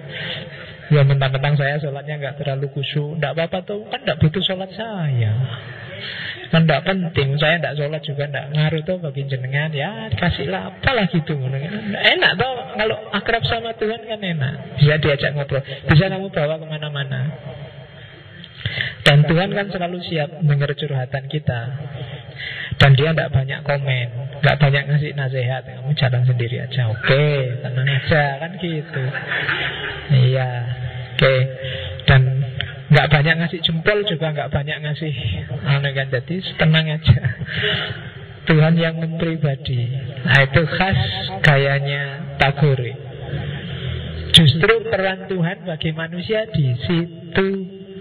Kalau terlalu jelimet, terlalu abstrak, terlalu dalam, malah kontradiksi dengan tujuan kita bikin Tuhan, kalau katanya Tagore. Kalau kita sendiri Tuhan, itu kan bingung. Kayak ada ceritanya Sesiti Jenar itu kan, waktu dijemput mau ke Demak, Sesiti Jenar dipanggil Sultan ke keraton. Sesiti Jenar nggak ada, yang ada hanya Allah. Kembalilah utusannya, terus bilang katanya Sunan Kalijogo, ya sudah, Gusti Allah dipanggil ke keraton. Ya, itu kembali lagi, Gusti Allah dipanggil ke keraton. Loh, Gusti Allah yang tidak ada, di sini adanya Sesiti Jenar. Balik lagi ya, katanya ya sudah, Gusti Allah dan Sesiti Jenar dipanggil ke keraton. Itu iya kan, ceritanya Sesiti Jenar kan begitu. Jadi Allahnya nyampur, agak susah. Itu kan nanti kayak Al-Halat yang bilang tiba-tiba Subhani, maha suci aku. Menurut saya ya filosofis mendalam, cuma dari perspektifnya Tagore tidak enak kalau Subhani. Enak Subhanaka, engkau maha suci Tuhan. Sip. Nah, ada aspek komunikasinya. Kalau jadi satu tidak enak. Ana al-haq, akulah yang hak, itu kan tidak enak. Tapi engkaulah yang maha sejati, kan gitu. Oke, kalau Tuhan kan biasanya dalam hidup kan sering kita kambing hitam kan. Loh, ini kan takdirnya Tuhan, saya gini ini ya. Jadi kambing hitam kita. Kalau Tuhan jadi satu, tidak bisa kamu mengelak. Loh, Tuhannya kan kamu sendiri, berarti sama aja, kamu yang ngatur, kan gitu. Jadi Tuhan yang mempribadi, itu bagi Tagore lebih kondusif. Oke, sekarang kita lihat pecahan-pecahan pikirannya ya. Saya ada beberapa, banyak sekali puisinya. Manakah? Di bawah. Kacamata. Kita lihat ya, ini potongan-potongan puisi yang menurut saya maknanya dalam, kayak Jonggo Joyoboyo tadi. Aku tidur lelap dan bermimpi bahwa hidup adalah kegembiraan. Aku terbangun dan mendapati bahwa hidup adalah pengabdian. Aku pun bekerja dan kini bersaksi bahwa pengabdian itulah kegembiraan. Oh, ini dalam ini, kamu pikir sendiri ya. Jadi kamu kan hidup ingin gembira, sementara kamu dituntut untuk bekerja, untuk mengabdi. Tapi katanya Tagore, dia mau bilang gak usah khawatir. Begitu kamu bekerja dan mengabdi, kamu akan dapat kegembiraan.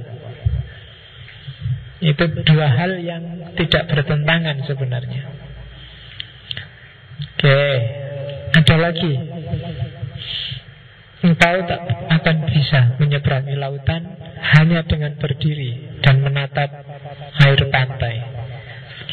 Ya, ini bagi mereka yang punya cita-cita, bagi mereka yang punya keinginan.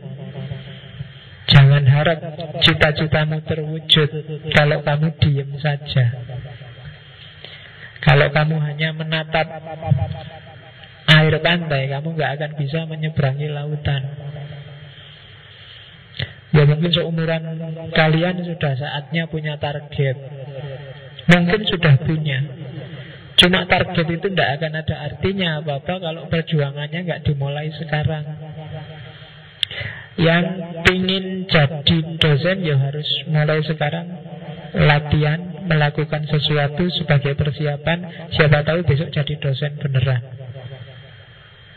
Yang ingin punya istri cantik ya berjuang nyari mulai sekarang. Loh iya, kalau kamu nyarinya besok mesti seanane. Tapi kalau sekarang bisa milih-milih. Jadi kalau kamu diem aja, mana bisa.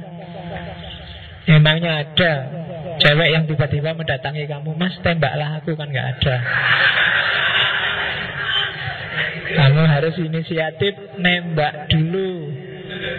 Ya mungkin bagi yang putri-putri, besok kalau ada yang ditaksir, kirim aja WA puisi ini. Engkau tak akan bisa menyeberangi lautan hanya dengan berdiri dan menatap air pantai. Kalau cuma dilirik dan ditatap ya ndak iso. Yo diseberangilah lautannya. Oke. Kalau ya kan maunya ke situ. Kalau kamu diem aja ya kapan nyampenya? Nanti didului temannya marah-marah. Oke. Kita membaca alam semesta dengan salah. Lalu kita berkata, dunialah yang membohongi kita. Ini yang sering terjadi ini. Kitanya yang tidak ngerti, kita salahkan yang lain. Kita yang keliru, kambing hitamnya yang lain. Tidak pernah orang mengakui kesalahannya sendiri. Jadi padahal kita yang salah baca, kalau itu buku yang disalahkan penerbitnya, yang disalahkan yang ngarang. Padahal kamu sendiri yang salah paham. Mungkin ngaji kayak gini, mau saya ngomong apa, pemahamanmu apa. Nanti begitu di luar kamu sampaikan kayak ngajiku, loh Pak Faiz dulu ngomong gitu kok. Ya katanya siapa? Kamu aja yang memahaminya mungkin keliru. Nah, jadi kadang-kadang kita menyalahkan hidup, menyalahkan Tuhan, menyalahkan orang lain. Padahal yang keliru kita sendiri. Ini musim kok sudah tidak karu-karuan sih. Gimana sih alam ini sekarang? Loh kok nyalahkan alam? Musim kacau kan perilakumu. Kebanyakan kan kesalahan kita, tidak menjaga harmoni. Hidup sak karep-karepmu, itu kan trouble. Jadi kita membaca dengan salah dan terus kita bilang dunia yang membohongi kita. Ini tentang keimanan, faith. Katanya Tagore, kepercayaan adalah burung yang merasakan cahaya lalu bernyanyi ria saat fajar yang sebenarnya masih menyisakan kegelapannya. Jadi keimanan itu kayak burung yang sebenarnya belum terang, Matahari belum kelihatan, fajar juga masih pekat, tapi dia sudah nyanyi-nyanyi menyambut pagi. Itulah keimanan. Yakin 100% bahwa pagi akan datang meskipun masih gelap. Dan itu yang berat. Kadang-kadang banyak doa kita tidak terkabul karena keyakinan kita tidak 100%. Kalau kamu tak tanya, misalnya mungkin ada yang kemarin ikut sholat istisqa. Begitu mau sholat istisqa, kamu ditanya, Mas, yakin gak setelah sholat istisqa ini hujan akan turun? Yang kemarin di Jakarta sholat istisqa, coba ditanya. Termasuk Yusuf Kala, Pak Jika, yakin gak setelah sampean sholat istisqa ini hujan akan turun? Itu saya tidak yakin dia akan bilang 100% pasti turun. Paling jawabannya standar, insya Allah. Ya kan? Iya, insya Allah itu menunjukkan gak yakin sebenarnya. Ya kan? Jadi dia sendiri gak yakin loh berdoa. Ya Allah balasnya sesuai kapasitas keyakinannya. Kan Allah sendiri bilang, ana inda dzanni abdi. Iya, mungkin 2 minggu yang lalu tak ceritain kisahnya Nasruddin itu kan. Kasusnya sama persis kayak hari ini. Kemarau gak hujan-hujan. Terus orang-orang datang ke Nasruddin, mulai berdoa, kita sholat istisqa biar hujan. Apa kamu yakin kalau kita berdoa dan sholat istisqa nanti hujan akan turun? Yakin, kita yakin 100% nanti kalau kita berdoa dikabulkan. Katanya Nasruddin, saya tidak percaya. Lu kok tidak percaya? Buktinya nggak ada yang bawa payung. Iya kan? Kalau yakin 100% harusnya ya sebelum sholat istisqa dilakukan sudah bawa payung itu. Karena nanti akan hujan kan? Jadi ketika tidak ada yang bawa payung berarti nggak yakin doanya. Ya tidak dikabulkan kalau kamu tidak yakin. Jadi berarti tidak kayak burung tadi, faith. Ya kan? Makanya percayalah 100%. Kalau dalam agama itu kan ada iman, ada zon, ada syak, ada waham. Iman itu yang 100% yakin. Kalau zon itu yakinnya lebih banyak daripada nggak yakinnya. Kalau waham tidak yakinnya lebih besar daripada yakinnya. Kalau syak itu 50-50 antara yakin dan tidak yakin. Iman itu dituntut 100%. Cuma iman kita kadang nambah, kadang kurang. Itu yang bikin doa pun juga gitu. Kadang-kadang kita doa kan tidak ngerti mau minta apa. Pokoknya bahasa Arab diwoco, terus yang belakang amin ya sudah. Zaman saya dulu pernah dungo ngawur, itu pernah zaman aliyah, suruh imami terawih, tiba-tiba harus baca doa setelah terawih, sebelum witir. Waduh, ndak apal ya, pokoknya gremeng-gremeng. Wah, ruku ana amin, wah sujud ana amin, wah takhusu. Jadi padahal lagi imamin dungo ngawur, yang belakang aminnya kenceng. Kadang-kadang kan gitu. Yang belakang juga tidak ngerti kok imamnya minta apa. Ya kan? Oke, jadi keimanan. Kenapa doamu nggak dikabulkan? Karena kamu tidak kayak burung tadi. Kepercayaanmu tidak full, tidak 100%. Ya Allah, berikanlah aku istri yang cantik. Tapi kan dalam batinmu, apa ya ada yang mau ya sama saya? Ya kan? Kamu berdoa, ya Allah semoga saya kuliahnya ini sukses, segera lulus. Tapi kamu sendiri kan nggak yakin, bisa nggak ya saya segera lulus itu? Yang nilaiku masih kayak gitu, apa ya bisa sukses ya? Kamu sendiri nggak yakin kok mintanya. Jadi ya Allah yang ngasih sejauh dimana kamu yakin. Ana inda dzanni abdi bi. Aku sejauh anggapan hambaku padaku. Kalau dia nggak yakin ya, kalau yakinnya setengah ya Allah ngasihnya setengah. Jadi kepercayaan adalah burung yang hanya dia merasakan cahaya tapi terus nyanyi. Sebentar lagi pasti pagi. Terus aku adalah seorang optimis. Kalau tak bisa melewati satu pintu, aku akan mencari pintu yang lain. Atau akan kubuat pintu baru.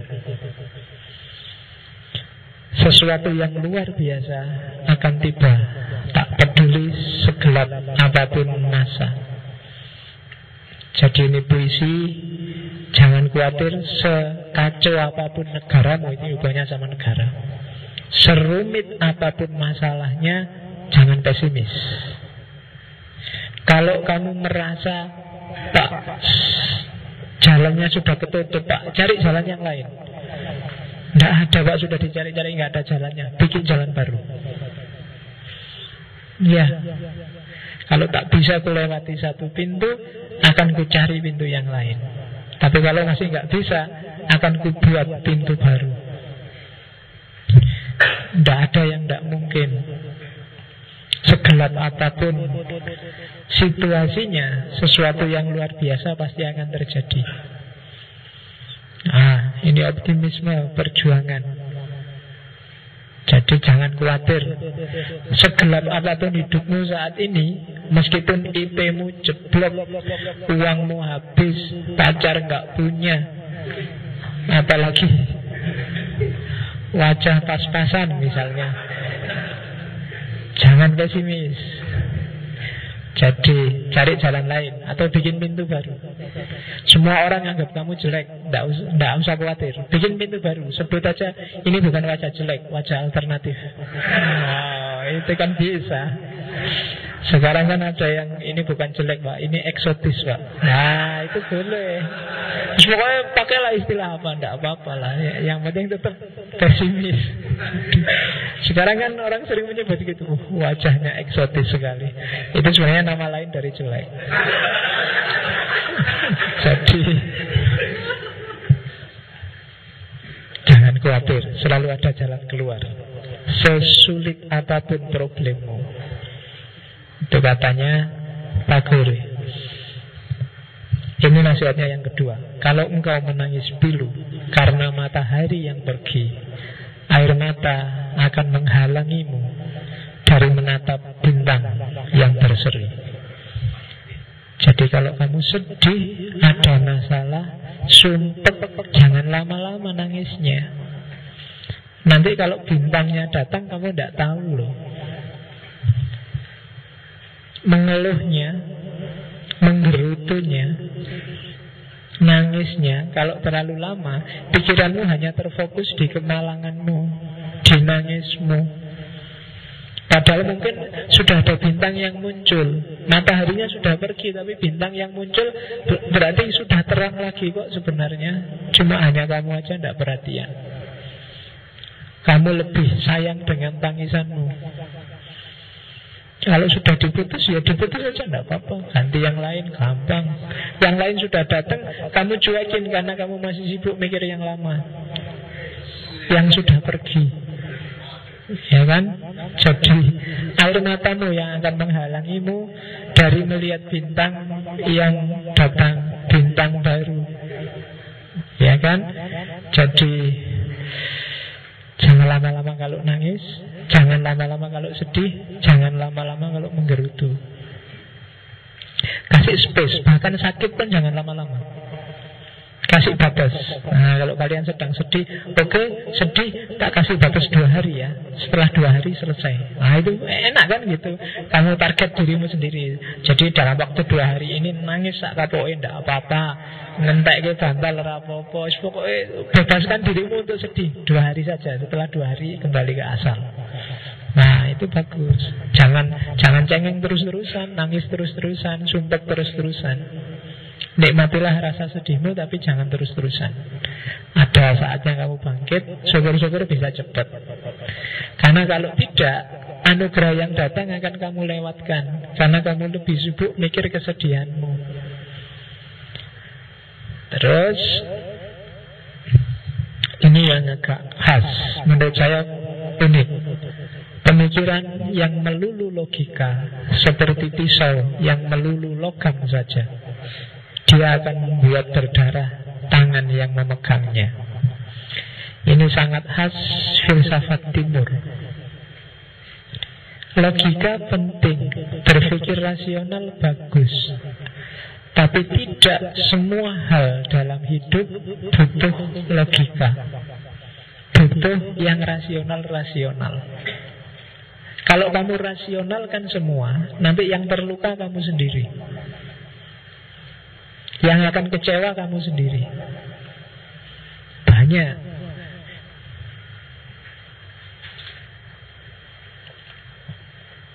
Kalau dipikir rasional-rasional, mungkin kamu sudah putus asa.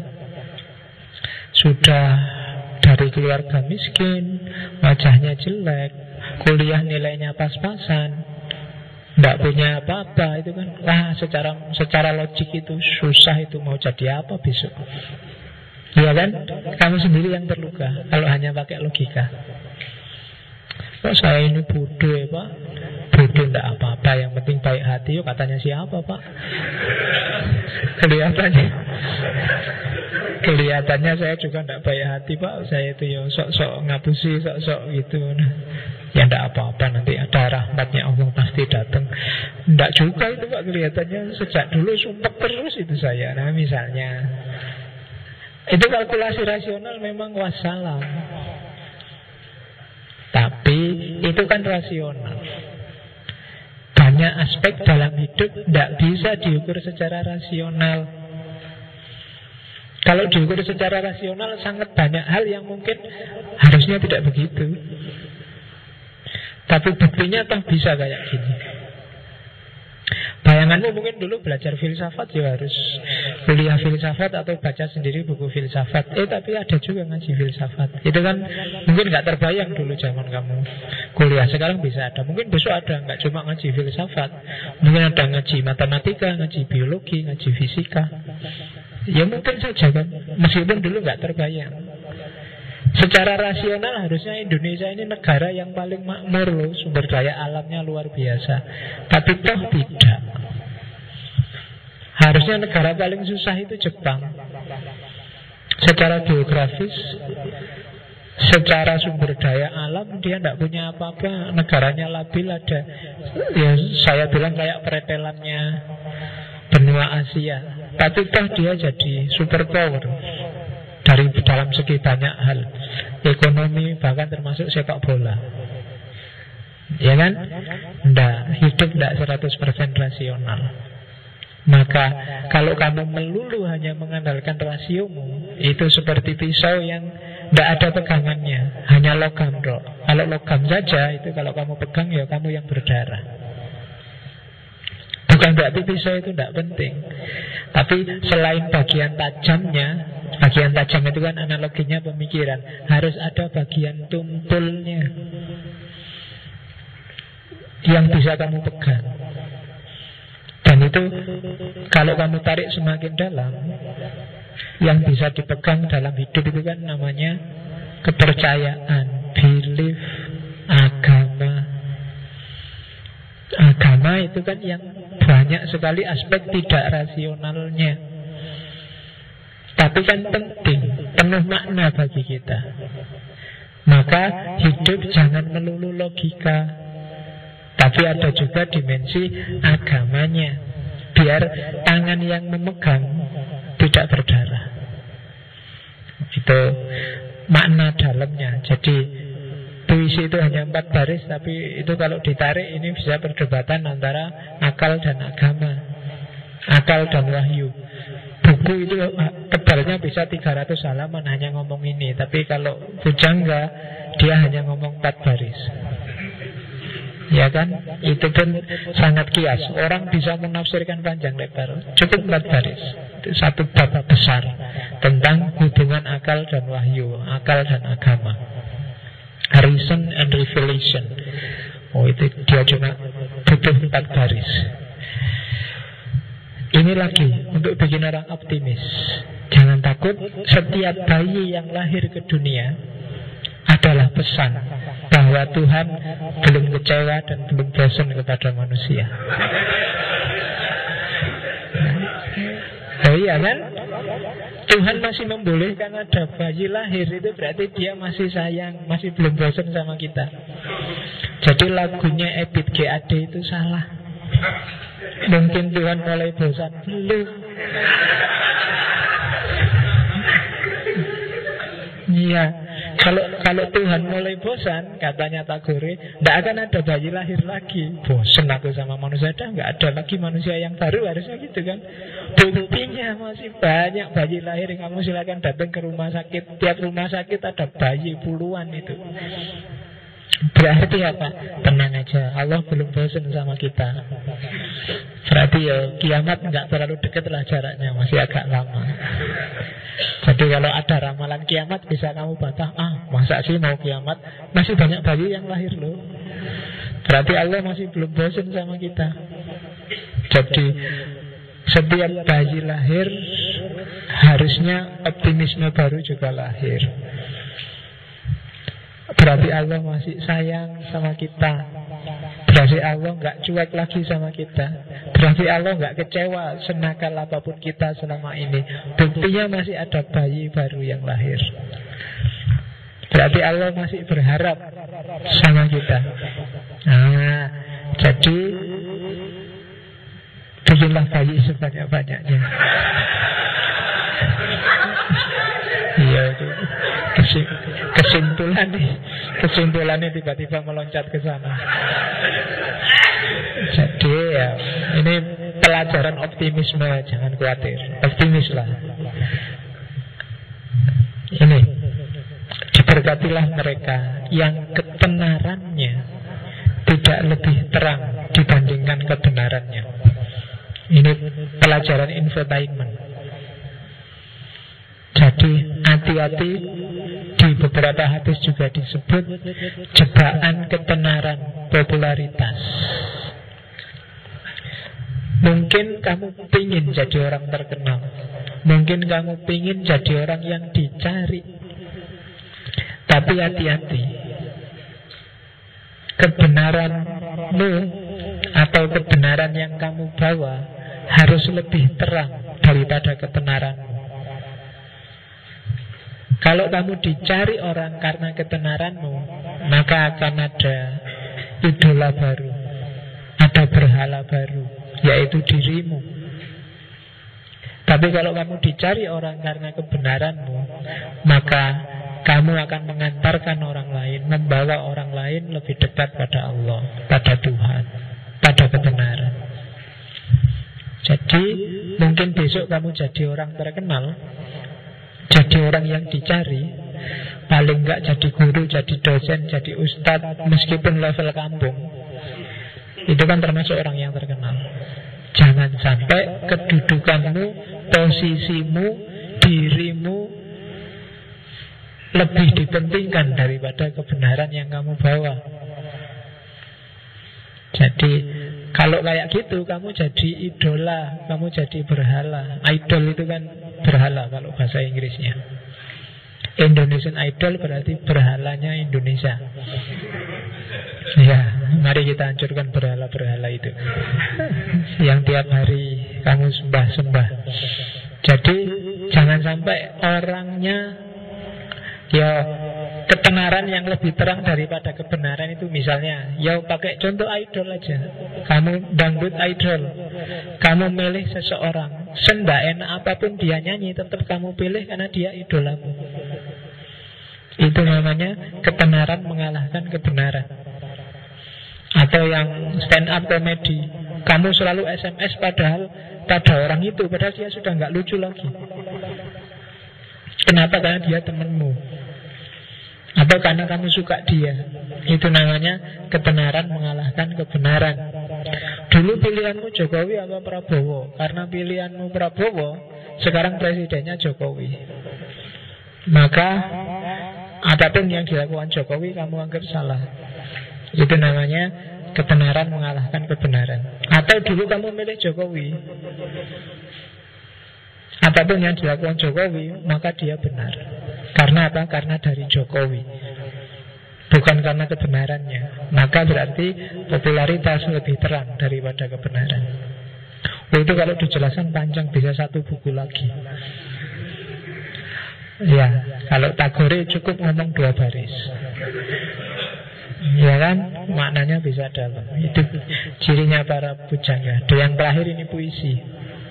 Saya harus pakai kacamata. Ini puisi yang zaman saya SMA tak tulis di buku harianku. Iya. Judulnya bagus. Judulnya nggak tak tulis di judulnya Izinkan. Saya lupa itu buku terjemahan lama. Tapi isinya menarik. Izinkan aku berdoa, bukan agar terhindar dari bahaya, namun agar aku tiada takut menghadapinya. Izinkan aku memohon, bukan agar penderitaanku sirna, namun agar hatiku teguh menghadapinya. Izinkan aku tidak mencari sekutu dalam medan perjuangan hidupku, namun agar aku memperoleh kekuatanku. Izinkan aku tidak mengidamkan dalam ketakutan dan kegelisahan untuk diselamatkan, namun harapan dan kesabaran untuk memenangkan kebebasan. Berkati aku sehingga aku tidak menjadi pengecut dengan merasakan kemurahan-Mu dalam keberhasilanku, namun biarkan aku menemukan genggaman tangan-Mu dalam kegagalanku. Itu maknanya dalam, kamu tafsirkan sendiri. Intinya, jangan jadi orang cengeng, jadilah orang yang mandiri, yang optimis. Jangan bergantung pada apapun dan siapapun. Minta kekuatan untuk bisa menyelesaikan semua masalahmu sendiri. Dan itu nanti jadi kunci kamu sukses, kamu berhasil tanpa harus diperbudak atau memperbudak orang lain. Nah, itu dalam sekali maknanya. Di kepala setiap orang nanti manifestasinya bisa beda-beda. Oke? Itulah Tagore. Ini kalimat yang sering dikutip di film-film India. Hidup di dunia hanya sekali, cinta sejati hanya sekali, karena mati pun hanya sekali. Tafsirkan sendiri kalau yang ini kan. Ya, jadi cinta sejati itu biasanya cuma sekali, kecuali yang poligami bisa sampai 4. Semuanya sejati semua itu. Ya, itu sebenarnya maknanya dalam. Itu sebenarnya ungkapan sofistik. Tapi kalau di film-film India biasanya untuk jagoannya yang ditinggal mati pacarnya terus tidak mau pacaran dengan yang lain, biasanya pakai kalimat ini. Hidup hanya sekali, cinta sejati hanya sekali, karena mati juga hanya sekali. Nah, kuliah juga hanya sekali. Ya, entah selesai atau tidak selesai, yang penting sekali. Sekali kuliah langsung DO. Oke, saya kira itu. Semoga ada sesuatu yang didapat dari Tagore.